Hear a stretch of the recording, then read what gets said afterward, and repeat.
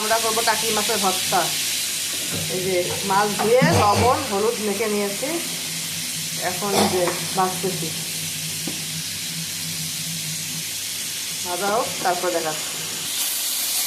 এখন মাছগুলো আমরা উল্টিয়ে দেবো, কড়া করে ভেজে নেওয়া লাগবে। এখন মরিচ আর রসুন আমরা ভেজে নিচ্ছি। এটা ভাজা হয়ে গেলে এখানে পেঁয়াজ ভেজে নেব।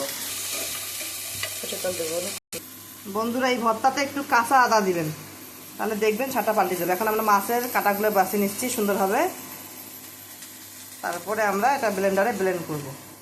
এই যে ভাই এখন পেঁয়াজ দিলাম, একটু সরষের তেল দিয়ে আবার একটু ভেজে নিচ্ছি ভালোভাবে।